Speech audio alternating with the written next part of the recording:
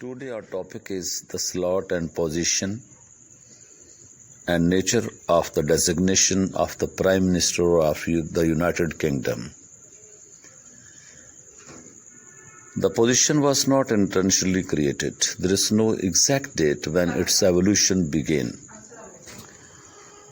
A meaningful starting point, however, is 1688 to 1689, when James II fled England and the Parliament of England confirmed William III and Mary II as joint constitutional monarchs, enacting legislation that limited their authority and that of their successors.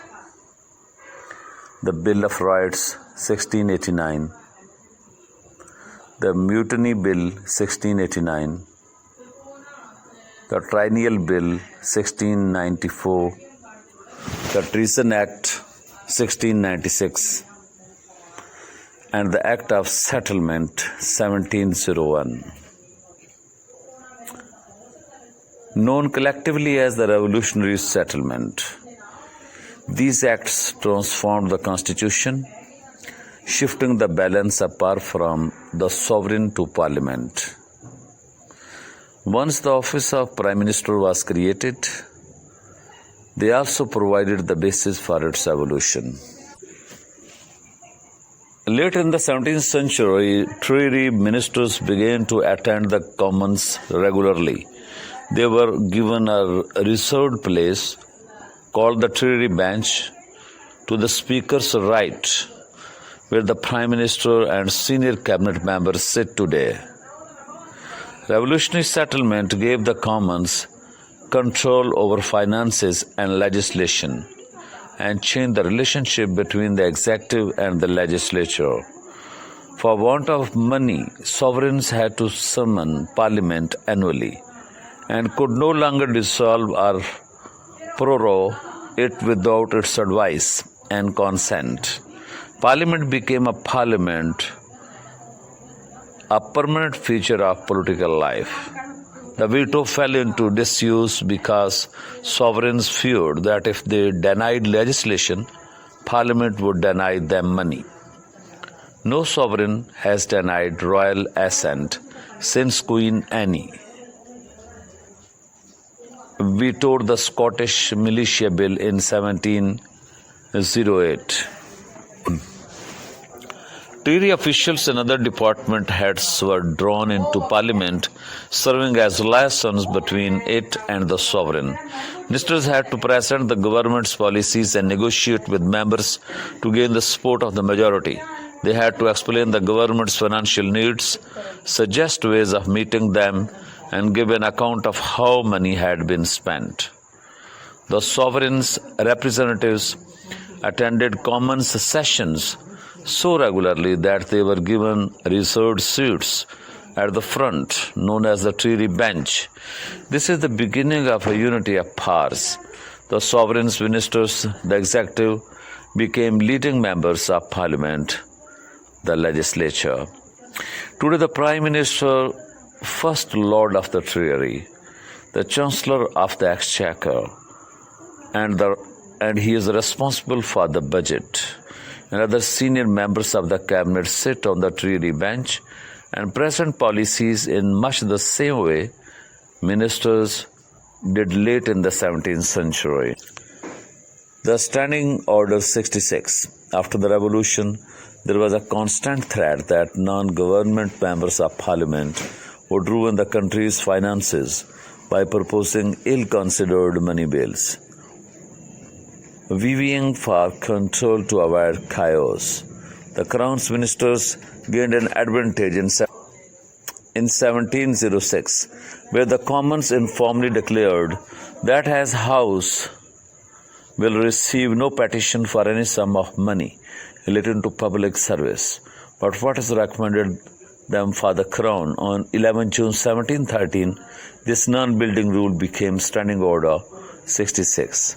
That the Commons would not vote money for any purpose except on a motion of a minister of the Crown. Standing Order 66 remains in effect today though renumbered as number 48, essentially unchanged for more than 300 years. Empowering ministers with sole financial initiative had an immediate and lasting impact. Apart from achieving its intended purpose to stabilize the budgetary process, it gave the Crown a leadership role in the Commons, and the Lord Treasurer assumed a leading position among ministers. The power of financial initiative was not, however, absolute. Only ministers might initiate money bills, but Parliament now reviewed and consented to them. Standing Order 66 therefore represents the beginning of ministerial responsibility and accountability. The term Prime Minister appears at this time as an unofficial title for the leader of the government, usually the head of the Treasury.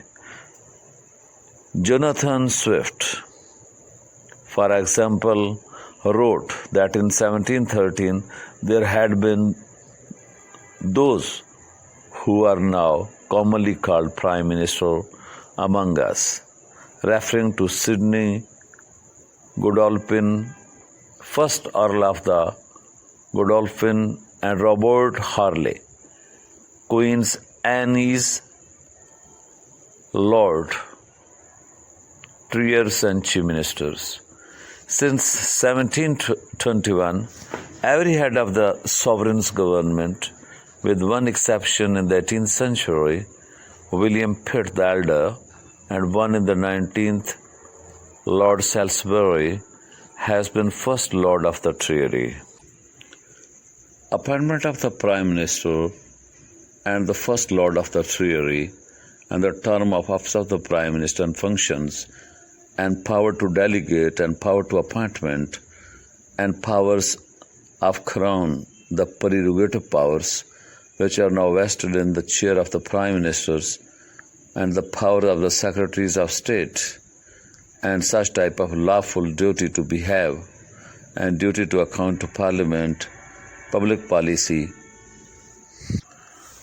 There are many such type of functions and responsibilities, and powers of the office of the Prime Ministers have never been defined in the statutes or in the legislation of the Parliament.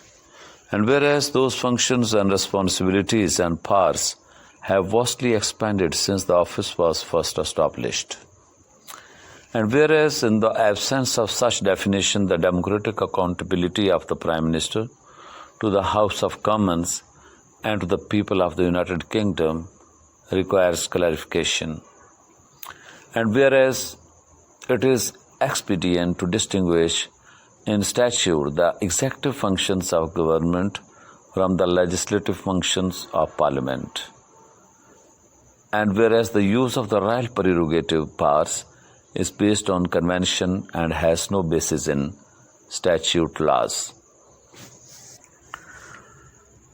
be it enacted by the Queen's most excellent majesty, by and with the advice and consent of the Lords spiritual, temporal, and commons, and in this present Parliament that assembled, and by the authority of the same, are as follows. The Prime Minister and First Lord of the Treasury shall be appointed by Her Majesty, provided that such appointment must be proposed by resolution of the House of Commons within 7 days of a general election, or of the death or resignation of a serving Prime Minister, except in the case of a vacancy caused by the death or resignation of a serving Prime Minister. Her Majesty shall appoint as Prime Minister only a person who has been declared to be a candidate for that office at the general election immediately preceding the appointment. The term of the office of the Prime Minister and the Prime Minister shall hold office until the first meeting of the Parliament after that in which the House of Commons has consented to his appointment. And the second, the Prime Minister shall resign his office if the House of Commons resolves that he no longer enjoys its confidence. And the functions of the Prime Ministers are, except in respect of matters which are the exclusive responsibility of the European Union or any devolved parliament or executive within the United Kingdom, the Prime Minister shall be accountable to Parliament for these functions. First, to determine the policies of the United Kingdom government, and second, to communicate the policies of the United Kingdom government, and third, to execute the policies of the United Kingdom government, and to decide which measures represent the legislative program, and to decide on the level and application of taxation within the United Kingdom and the objects of public spending, and to recommend appointments to honors other than those in the gift of Her Majesty or life peerages given to persons other than members of the Prime Minister's political party, and to appoint the Minister of the United Kingdom government and determine their responsibilities, provided that for each department of state he shall appoint as a minister at least one member of each House of Parliament, and to decide whether to declare war or commit United Kingdom armed forces to armed conflict, and if they are so committed, to determine their strategy and objectives, and to decide whether to declare a state of emergency, and to appoint the Parliament, permanent heads of government departments, and the members of the defense staff, and the heads of the security services, and the powers which the Prime Minister may delegate any of the functions referred to in Section 3, subsection A to subsection F, provided that any such delegation is communicated to the House of Commons at the time it is made, and any action performed or statement made by any person under powers delegated under this section be treated as if it were performed to made by the Prime Minister or by ministers acting under his authority.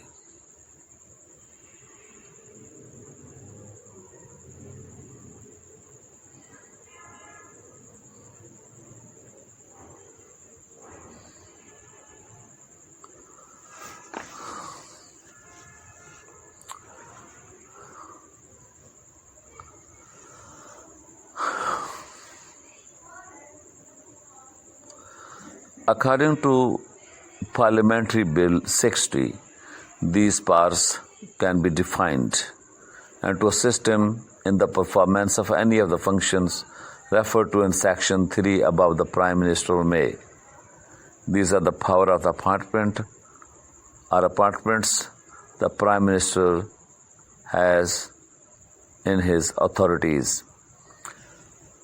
Prime Minister can appoint in any of the department without limit as to its size or membership, which shall be paid for out of money provided by the Parliament.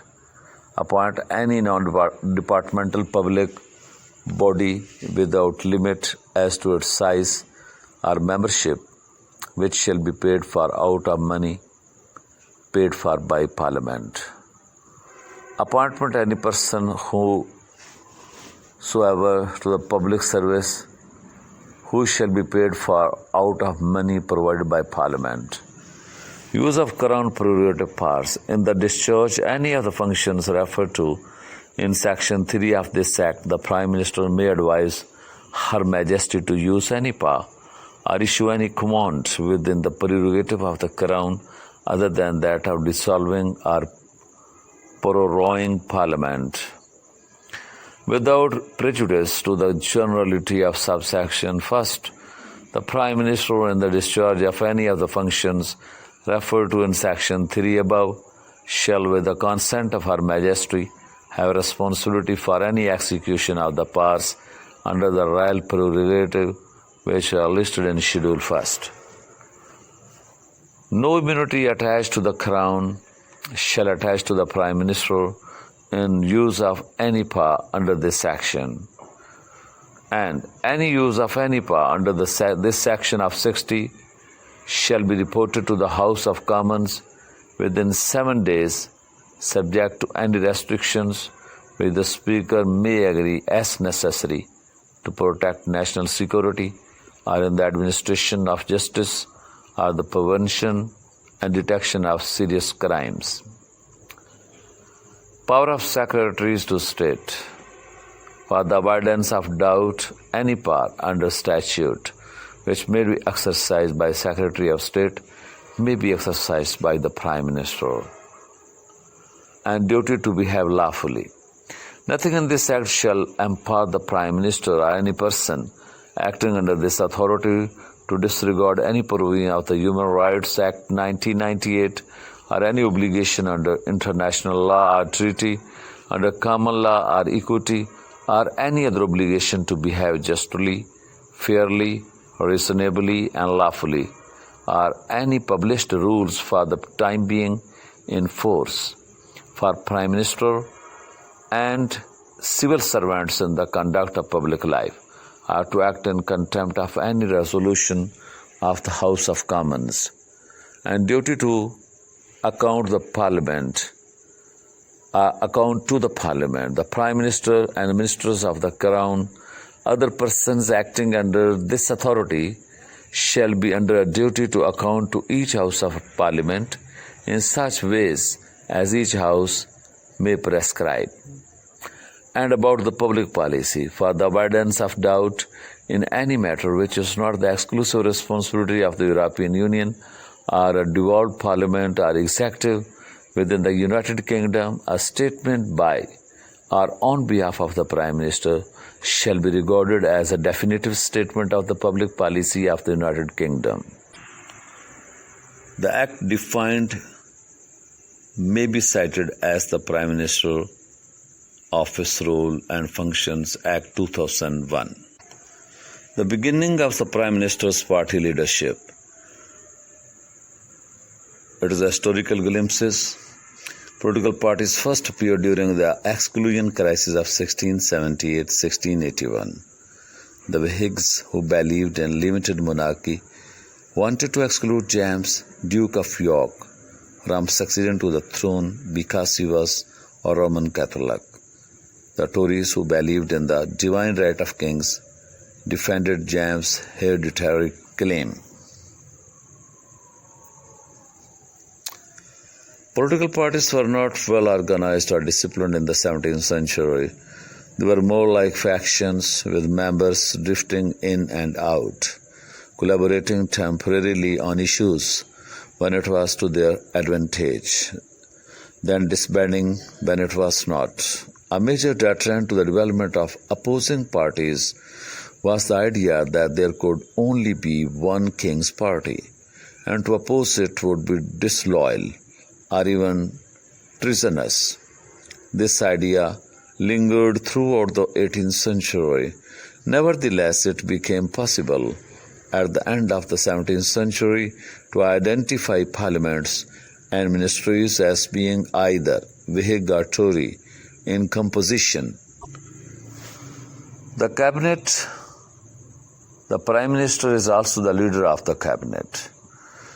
A convention of the Constitution, the modern cabinet is a group of ministers who formulate policies. As the political heads of government departments, cabinet ministers ensure that policies are carried out by permanent civil servants. Although the modern Prime Minister selects ministers, appointment still rests with the sovereign. With the Prime Minister as its leader, the cabinet forms the executive branch of government. The term cabinet first appears after the revolutionary settlement to describe those ministers who conferred privately with the sovereign. The growth of the cabinet met with widespread complaint and opposition because its meetings were often held in secret, and it excluded the ancient Privy Council, of which the cabinet is formally a committee from the sovereign's circle of advisors, reducing it to an honorable body. The early cabinet, like that of today, included the treasurer and other department heads who sat on the Treasury bench, or it might also include individuals who were not members of the parliament, such as household officers, for example, the master of the horse, and members of the royal family. The exclusion of the non-members of parliament from the cabinet was essential to the development of ministerial accountability and responsibility. Both William and Anne appointed and dismissed cabinet members, attended meetings, made decisions, and followed up on actions. Relieving the sovereign of these responsibilities and gaining control over the cabinet's composition was an essential part of evolution of the premiership. This process began after the Hanoverian succession. Although George 1727 attended cabinet meetings at first. After 1717, he withdrew because he did not speak fluent English and was bored with the discussions. And George II, 1727-1760, occasionally presided at cabinet meetings, but his successor, George III, 1760-1820, is known to have attended only 2 during the 60-year reign. Thus, the convention that sovereigns do not attend cabinet meetings were established primarily through royal indifference to the everyday tasks of governance. The Prime Minister became responsible for calling meetings, presiding, taking notes, and reporting to the sovereign. These simple executive tasks naturally gave the Prime Minister ascendancy over his cabinet colleagues. Although the first 3 Hanoverians rarely attended cabinet meetings, they insisted on their prerogatives to appoint and dismiss ministers and to direct policy, even if from outside the cabinet. It was not until late in the 18th century that prime ministers gained control over cabinet composition. Emergence of cabinet government, despite the reluctance to legally recognize the premiership, ambivalence toward it went in the 1780s.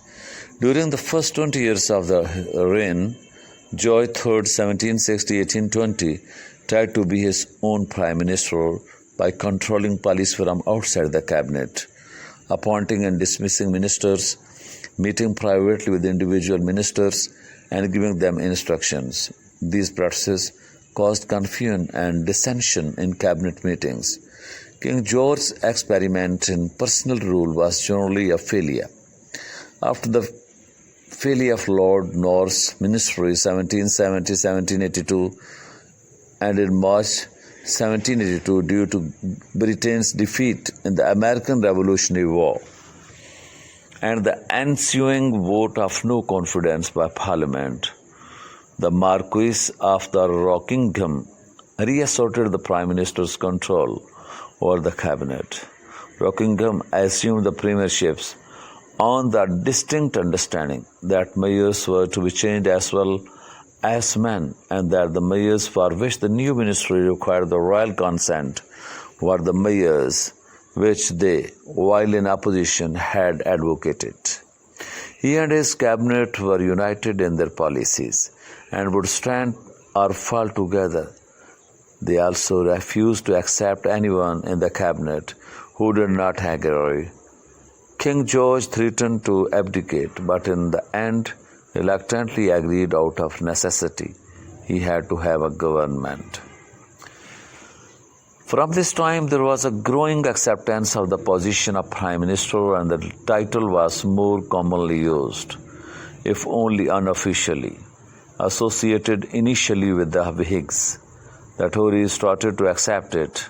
Lord North, for example, who had said the office was unknown to the Constitution, reversed himself in 1783 when he said, In this country, someone, man or somebody of men, like a cabinet, should govern the whole and direct every measure.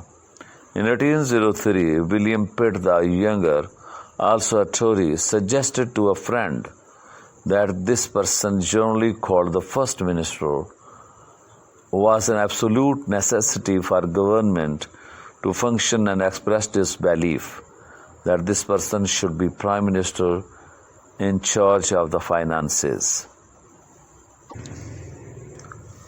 William Pitt the Younger and the 19 years as Prime Minister, followed by Lord Liverpool's 15, led the Tory party to accept the office as a convention of the Constitution.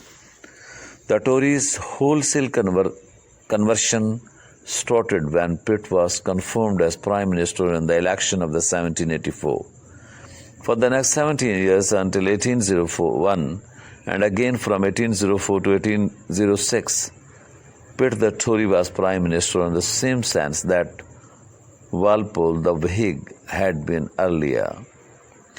This conversion was reinforced after 1810.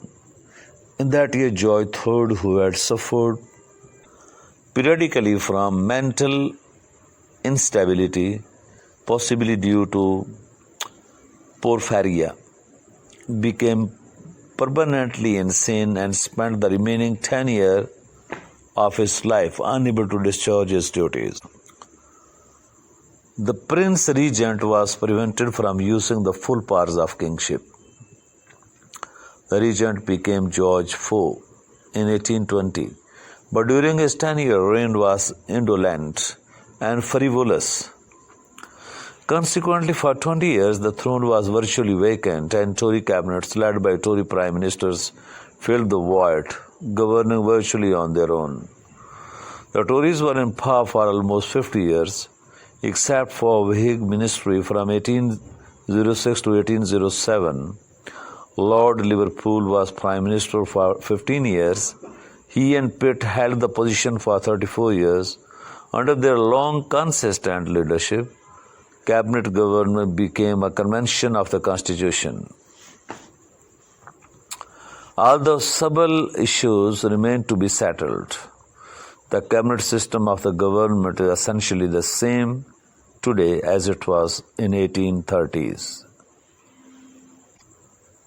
Lewis Cato Dickinson has painted in 1869 and 1868 the cabinet of the Prime Minister Gladstone. Under this form of government, called the Westminster system, the sovereign is head of state and titular head of Her Majesty's government. The sovereign selects as Prime Minister the person who is able to command a working majority in the House of Commons and invites him or her to form a government. As the actual head of government, the Prime Minister selects the cabinet, choosing its members from among those in Parliament who agree or generally agree with this or her intended policies. The Prime Minister then recommends the cabinet to the sovereign, who confirms the selection by formally appointing them to their offices. Led by the Prime Minister, the cabinet is collectively responsible for whatever the government does. The sovereign does not confer with members privately about policy, nor attend cabinet meetings. With respect to actual governance, the monarch has only 3 constitutional rights: to be kept informed, to advise, and to warn. In practice, this means that the sovereign reviews state papers and meets regularly with the Prime Minister, usually weekly, when she may advise and warn him or her regarding the proposed decisions and actions of her government. The opposition is the shadow government, and the loyal opposition, which we can say that is going to support the Treasury benches in maintaining statutes and policy formulation. The modern British system includes not only a government formed by the majority vote or majority party or coalition of parties in the House of Commons, but also an organized and open opposition formed by those who are not members of the governing party. Called Her Majesty's most loyal opposition. They occupy the benches to the Speaker's left, seated in the front directly across from the ministers on the Treasury bench. The leaders of the opposition form a shadow government, complete with a salaried shadow prime minister. The leader of the opposition ready to assume office if the government fails or loses the next election. The House of Commons in the 19th century shows the loyal opposition occupy with benches to the Speaker's left. Seated in the front, the leaders of the opposition form a shadow government, complete with the salaried shadow prime minister, ready to assume office if the government fails or loses the next election. Opposition, the king's government was considered disloyal, even treasonous. At the end of the 17th century, during the 18th century, this idea went and finally disappeared as the two-party system developed. The expression His Majesty's opposition was coined by John Hobhouse, the first Baron Broughton. In 1826, Broughton, a Whig, announced in the Commons that he opposed the report of a bill as a joke. He said it was said to be very hard on His Majesty's ministers to raise objections to this proposition. For my part, I think it is much more hard on His Majesty's opposition to compel them to take this course. The phrase caught on and has been used ever since, sometimes rendered as the loyal opposition. It acknowledges the legitimate existence of several political parties and describes an important constitutional concept. Posing the government is not treason. A reasonable man can honestly oppose its policies and still be loyal to the sovereign and the nation. Informally recognized for over a century as a conventional constitution, the position of leader of the opposition was given statutory recognition in 1937 by the Ministers of the Crown Act. Great Reform Act and the Prime Minister. Prime Minister have never been elected directly by the public. A Prime Minister need not be a party leader. David Lloyd George was not a party leader during his service as Prime Minister during World War I, and neither was Ramsay MacDonald from 1931 to 1935. Prime Ministers have taken office because they were members of either the Commons or Lords, and either inherited a majority in the Commons or won more seats than the opposition in general election.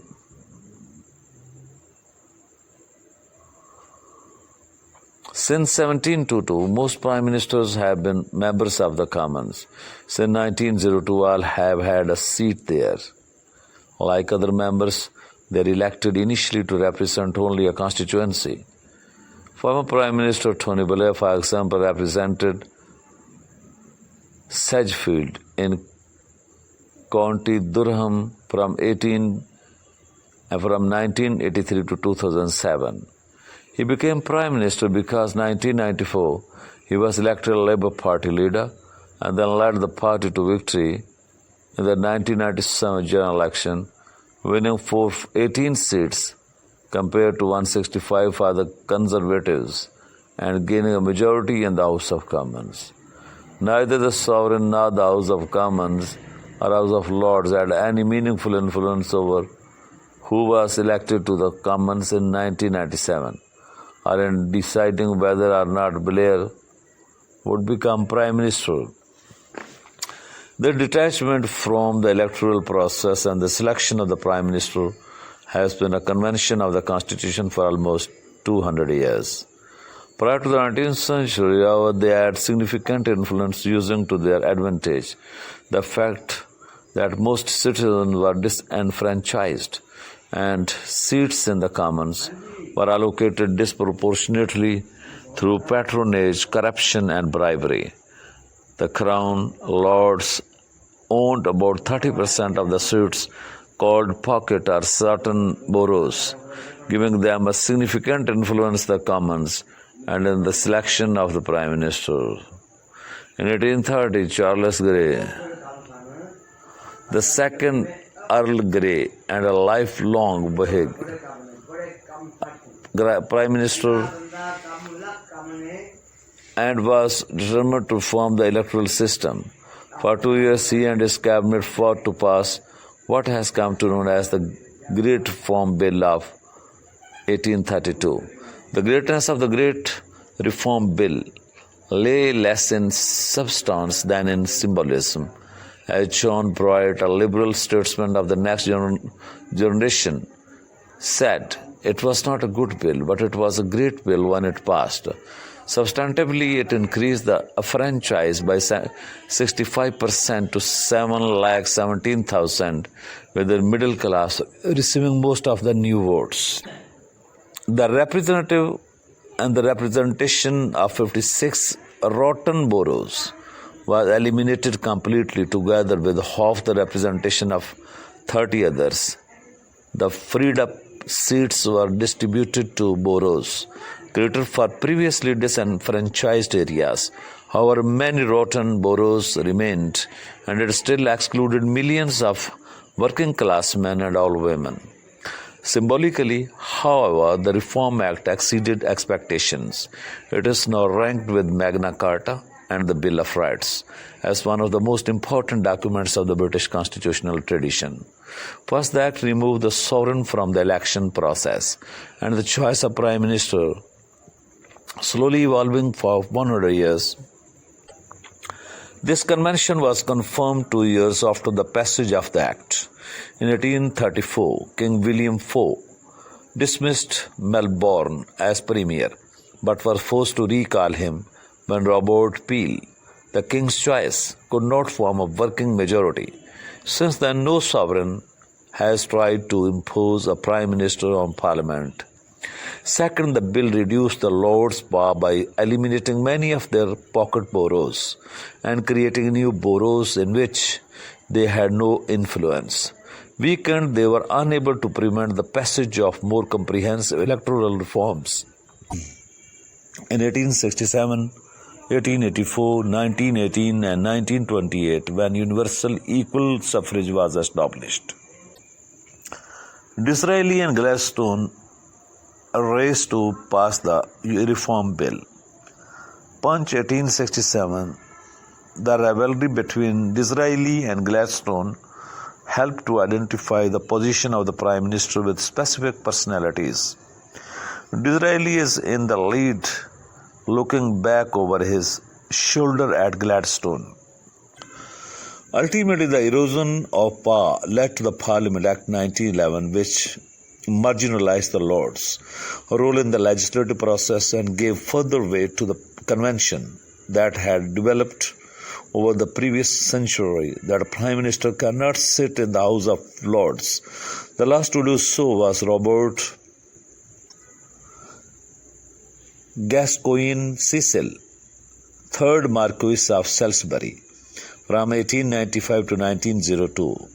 Throughout the 19th century, governments led from the Lords had been suffered difficulties governing alongside ministers who sat in the Commons. Grey set an example and a precedent for his successors. He was primus inter pares, first among equals. As Bagehot said in 1867 of the Prime Minister's status, using his victory as a mandate for reform. Grey was unrelenting in the pursuits of this goal, using every parliamentary device to achieve it. Although respectful toward the king, he made it clear that his constitutional duty was to acquiesce to the will of the people and the parliament. The loyal opposition acquiesced too. Some disgruntled Tories claimed they would repeal the bill once they regained a majority. But in 1834, Robert Peel, the new Conservative leader, put an end to this threat when he stated in his Tamworth Manifesto that the bill was a final, irrevocable settlement of a great constitutional question, which no friend to the peace and welfare of this country would attempt to disturb.